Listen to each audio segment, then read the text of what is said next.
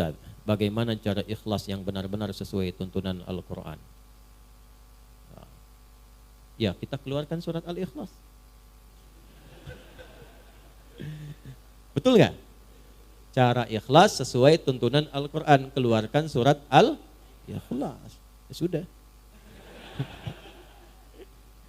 Apa itu ikhlas? Itu dulu cara ngajinya. Apa itu ikhlas? Apa itu ikhlas? Tulus. Apa itu tulus? Ikhlas. Ya. Saya tulis ini ya. Baik. Dari belakang kelihatan ini? Oh, bagus. Saya tuh suka kagum ya. Kagum dimanapun berada. Bukan hanya di sini. Kalau saya bertanya kepada yang paling belakang, itu selalu kelihatan.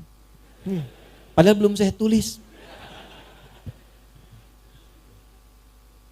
Ikhlas. Ya, ini ya. Tuh, pelan-pelan. Ikhlas ini dari kata akhlasa asalnya. Akhlasa, yukhlisu ikhlasan. Akhlasa, gini. Akhlasa. Akhlasa itu asalnya dari kata khalasa tambah a. Itulah cepat membahasnya, singkat padat. A plus. Ya, ini kan awalan ini a nih, tambahannya. Plus khalasa. Simpan a-nya dulu. Kita ke khalasa dulu. Khalasa itu asalnya sesuatu yang bening, yang enggak bercampur dengan apapun, yang murni.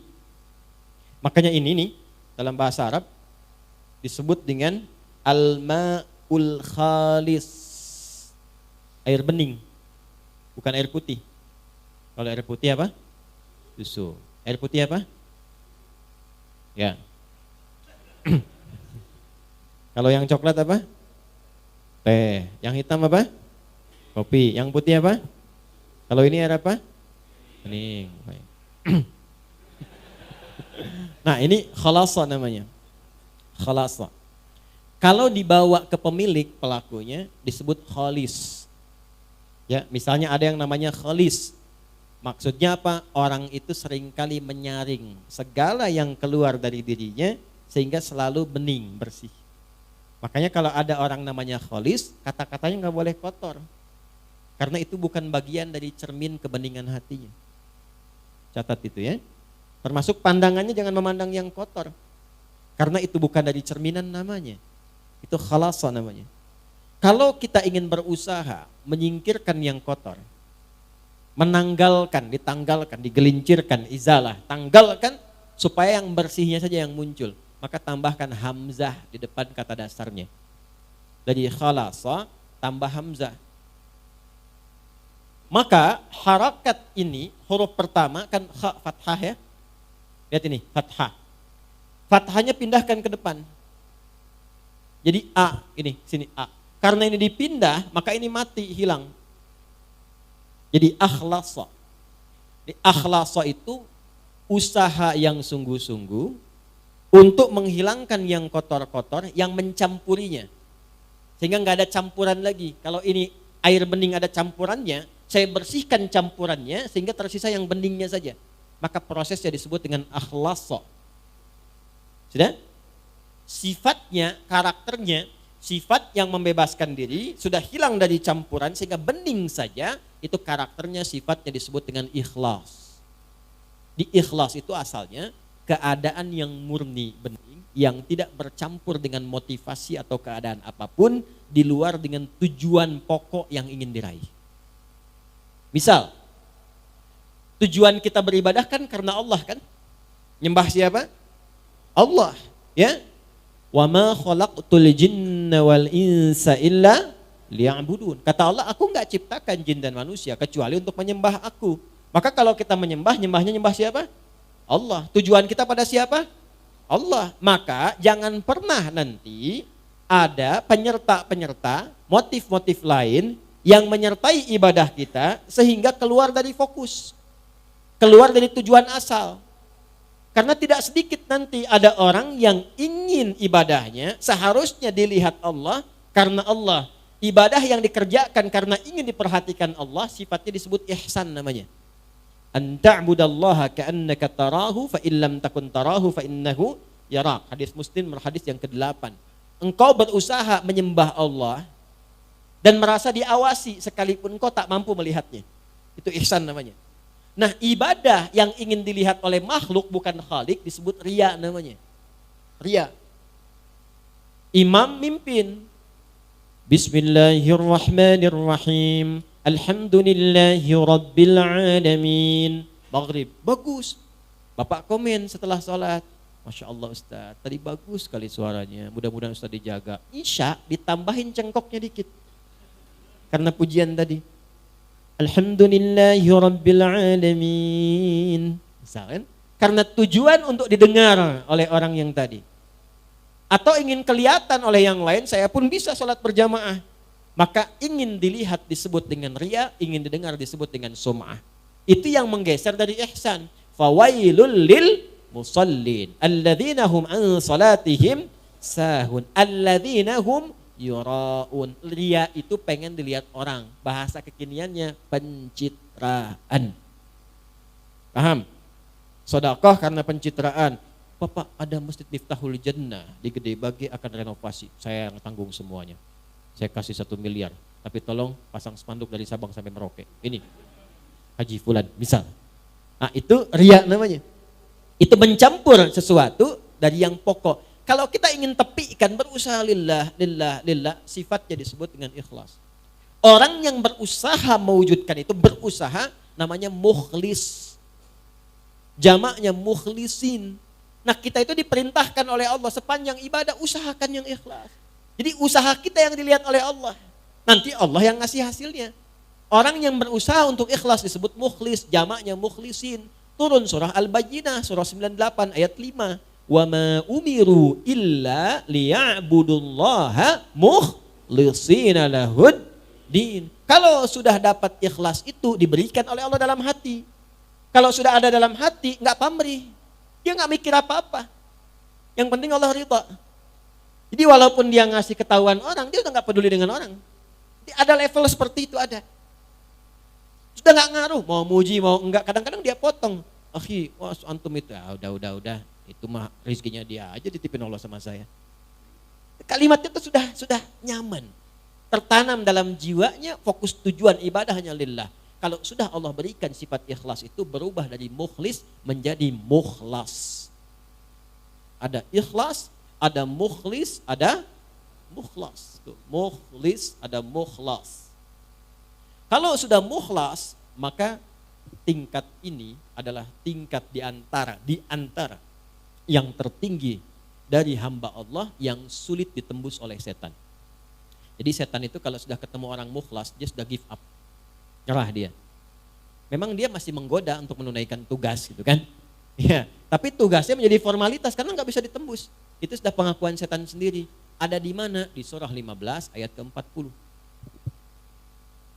Nah, Quran surah Al-Hijr surah 15 ayat 40. Illa ibadaka minhumul mukhlasin.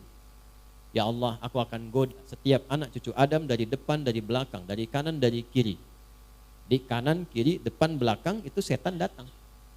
Ya, kenapa enggak dari atas? Karena atas itu adalah bagian dari Allah untuk memberikan bimbingan lewat malaikat. Kenapa enggak di bawah? Sudah dikubur. Kalau sudah dikubur, setan enggak goda lagi. Kalau setan masih menggoda mayit, kurang kerjaan setannya. Orang udah enggak ada beban ibadah kok masih digoda. Paham ya? Nah, inilah mukhlas. Kalau sudah jadi mukhlas, enggak bisa ditembus. Illa ibadaka minhumul mukhlasin. Kecuali hambamu yang mukhlas. Makanya suratnya surah 15. 15 itu Al-Hijr. Hijr itu benteng. Jadi kalau kita sudah ikhlas baik, punya benteng kita yang enggak bisa ditembus. Tetap digoda. Tapi bukan berarti selamanya akan begitu, masih dipertahankan. Pertahankan dengan apa? Dengan jalan. Apa jalannya? Jalan besar itu disebut syara. Konsepsinya disebut dengan syariat. Maka munculnya syariat. Jadi untuk ikhlas itu lewat syariat. Apa bentuknya? Nanti turunannya lewat ibadah. Apa di antara detilnya? Lihat aja, setiap ada kata yang membimbing pada keikhlasan, amalannya itu yang mengantarkan pada ikhlas. Di mana ditemukannya? Gampang. Setiap ada ayat, ada dibuka dengan kalimat iman, maka amalan setelahnya mengantarkan pada ikhlas. Kalimat iman pertama Al-Baqarah ayat 3. Alladzina alladzina yu'minuna bil ghaib wa yuqimunas shalah. Tuh, kalau kita melatih sholat dengan baik, dapat ikhlas. Jangan cukupkan pada yang fardu. Karena yang tidak pengen banyak ikhlas pun 5 waktu juga. Kalau pengen dapat itu menjadi mukhlas, maka latihan, tambah sunnahnya, tahajud bangun. Gak apa-apa, malam pertama itu gak apa-apa, 2 rakaat juga gak ada masalah. Nanti setelah menikmati itu akan tambah, 4, witirnya baru 1, sampai nanti 10, witirnya 1, 11. Ada yang makin enak, makin nikmat jadi 2, 3, ada yang 39. Itu masing-masing mendapatkan kenyamanannya. Nanti setelah itu tiba-tiba paginya udah syuruk dia, dapat duha lagi pertengahan, duha akhir, rawatibnya. Kalau udah terbiasa dengan sholat sunnah, itu suasana hatinya akan beda. Makanya amalnya pun akan lain. Itu sholat tuh, itu baru sholat. Tuh, kaget kan? Dan kalau sudah sholatnya bagus itu nanti akan ada pancaran. Di antara pancarannya sudah bisa gemar berbagi tuh. Kalau sholatnya sudah bagus, nggak harus dengan harta, jangan selalu diartikan dengan harta. Berbagi perhatian, berbagi ilmu, berbagi petunjuk pada kebaikan.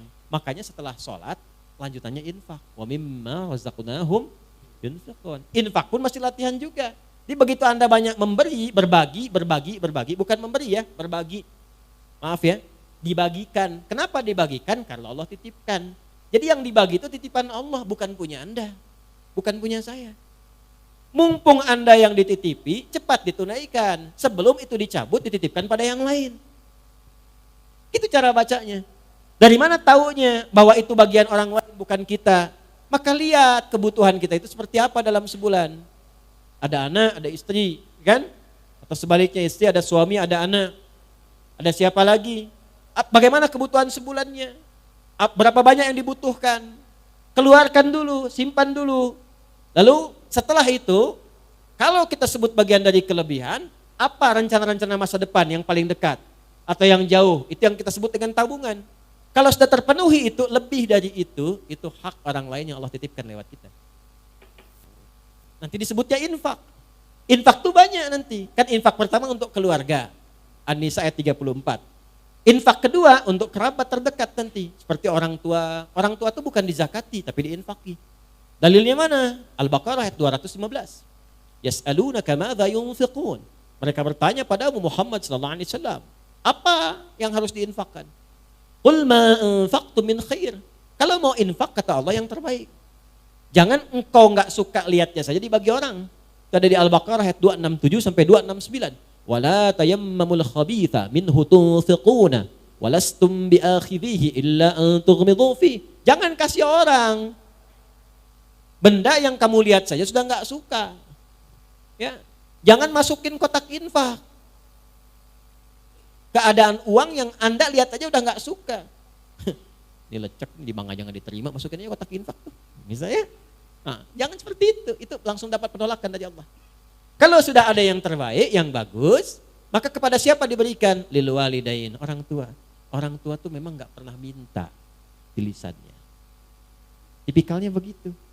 Tapi kadang-kadang kode kerasnya itu sering muncul lewat sikap. Itu harus pandai dibaca. Alhamdulillah. Nah, mama cekap teh jagong oge ya. Oh, berarti kemarin makan jagung. Segera kirimkan berasnya. Ya, oh pengen mangga. Tadi ngalangkung ke Kosambi. Ini raos pisan ketinggalnya. Cepat ke Kosambi. Apa yang disebutkan cari. Kalau memang bisa didapatkan. Kalau ada kelebihan harta yang Allah titipkan. Orang tua 9 bulan lebih 10 hari dikandung. Dirawat-rawat, diberikan ASI. Kalaupun Anda sukses kata Allah, jangan bangga dulu. Bukan karena kerja keras Anda. Mungkin itu tangisan ibu Anda yang sering berdoa kepada Allah. Minta anaknya jangan seperti saya ya Allah. Mungkin itu keluh keringat ayah Anda. Yang dulunya ke sawah, serabutan. Minta sama Allah, ya Allah tinggikan derajat anak saya. Jadikan dia lebih nyaman. Gak apa-apa saya begini ya Allah, yang penting anak saya nyaman tidurnya. Kuliahnya tinggikan, sekolahnya tinggikan, berikan derajatnya. Makanya ketika Anda tumbuh dan sukses, bahkan sukses, itu yang pertama diminta oleh Allah dan diperintahkan berdoa mensyukuri itu dengan mengarahkan doa pada orang tua. Qala rabbi auzi'ni an ashkura ni'mataka allati an'amta wa ala walidayya. Itu ada di Quran surah 46 ayat ke-15. Kalau Anda merasa udah usia 40 tahun bahkan udah sukses, udah hebat, jangan membanggakan usaha Anda, kata Allah. Mungkin itu saham terbesarnya adalah amalan orang tua Anda. Maka dari itu kalau belum mampu memberikan sesuatu yang ya kalau membalas itu nggak mungkin. Yang bisa dilakukan adalah memberikan kasih yang sekiranya mendekati apa yang bisa dilakukan. Ada seorang anak mengatakan pada orang tuanya setelah dia memberikan bakti luar biasa. Ya. Jadi ini kisah nyata. Saya tuh dulu waktu 90-an tuh masih banyak buku-buku bagus tuh. Sekarang tuh sudah nggak banyak maknanya gitu ya. Semua dicetak aja gitu. Ya, dulu tuh berkualitas buku-buku, banyak kisah-kisah orang soleh, 40 kisah orang-orang soleh, banyak sekali. Ada seorang ayah sakit, dirawat oleh anaknya, sampai luar biasa maksimal. Disuapin seperti diperlakukan ayahnya itu, seperti diperlakukan saat ia kecil. Ya, ke toilet, diantarkan, dibersihkan kotorannya, macam-macam lah. Sampai satu kali anaknya komen, "Alhamdulillah ayah, aku telah bisa membalas jasa-jasa ayah, perawatan seperti ayah telah merawat saya waktu kecil." Apa jawab ayahnya? Tidak, nak, belum sampai kamu kepada level itu. Kenapa ya? Karena aku merawat kamu dulu supaya kamu hidup. Sedangkan engkau merawat saya sekarang untuk mengantarkan pada kematianku. Ya. Makanya nggak akan bisa, balas orang tua tuh nggak akan bisa. Kalau nggak bisa balas, minimal bahagiakan, jangan sakiti lah. Kalau nggak bisa ngasih, minimal jangan sakiti. Wala taqul lahuma uffin, kata aja udah nggak boleh, bentak nggak boleh. Udah dikandung merat, nggak pernah dilepas, dikasih ASI, dirawat-rawat, disayang-sayang, dicium, dipeluk, bangun malam, bangun, capek, lelah. Udah dewasa bentak-bentak, ente siapa? Nggak malu Anda sama Allah tuh. Di belakang keluh kesah, ada yang tega menggibahkan ibu bapaknya.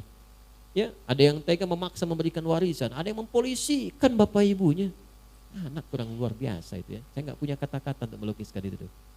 Kita doain supaya dilembutkan hatinya, balik, tobat, baik. Ya, saya nggak pernah mengajarkan untuk berbuat yang kotor. Ya, saya nggak pernah mengajarkan untuk mencela orang. Minimal kita doakan. Kalau ada orang mengaku belajar dengan saya, mencela orang ini itu, saya tidak mengakui itu belajar. Ya, kita itu belajar untuk memperbaiki diri. Sebelum memperbaiki orang lain, perbaiki diri pribadi. Jadi itu gambarannya ya, gambaran keikhlasan itu pancarannya adalah amal soleh. Latihannya lewat apa? Lewat amal-amal yang Allah berikan kepada kita. Di salat, infak, ya, lil walidain. Setelah orang tua siapa? Wal aqrabin, kerabat dekat. Nah, jangan sampai Anda infak jauh-jauh keluar sana, ternyata anak kakak sendiri kurang perhatian. Anak bibi masih harus disantuni. Dilihat. Wal yatama, anak yatim. Wal masakin, orang miskin, wabnis sabil, orang yang kesulitan dalam perjalanan. Nah, perjalanan itu macam-macam. Ada yang di jalan, ada yang tafsirannya beasiswa yang keluar butuh bantuan dan sebagainya. Ya, ada yang SPP-nya belum bayar sehingga jalan sekolahnya terputus. Nah, itu maknawinya banyak sekali, perhatikan itu. Nah, nanti di luar itu ada lagi yang tinggi juga seperti fisabilillah, babnya banyak. Nah, yang pokok apa? Zakat. Itu kalau udah berlatih, coba latihan ya. Ada orang-orang yang kalau ba'da subuh tuh suka keluar tuh. Coba deh ikuti itu. Itu tuh Masya Allah. Ginilah, besok tuh Jumat. Gak usah banyak-banyak lah. Ya, 1.000, 2.000 atau 5.000, siapkan aja untuk infak. Tapi saya minta nih, Anda keluarkan dengan tangan Anda sendiri. Banyak di jalan tuh. Atau sekitaran Anda. Cari betul-betul kualifikasi orang yang memang memerlukan itu. Yang sudah sepuh, keliling, panggul dengan keringatnya itu. Jualan donat, jualan ini, jualan itu, jualan macam-macam. Dekati. Terima kasih Pak. Mohon maaf, ini ada titipan lewat saya. Memang gak banyak, cuman tolong doakan aja Pak ya. Saya diberikan kesehatan, kebaikan. Anda berikan, itu perhatikan bagaimana yang keluar di lisan mereka. Mudah-mudahan Acep sehat, dipasihan rezeki berlipat, keluarga itu tuh mahal sekali, mahal. Dan itu bisa menambah motivasi Anda untuk besok berangkat lagi. Coba sesekali deh mendapatkan doa dari orang-orang seperti itu mustajab sekali. Nah, mungkin usaha Anda sukses itu dari doa orang-orang seperti itu.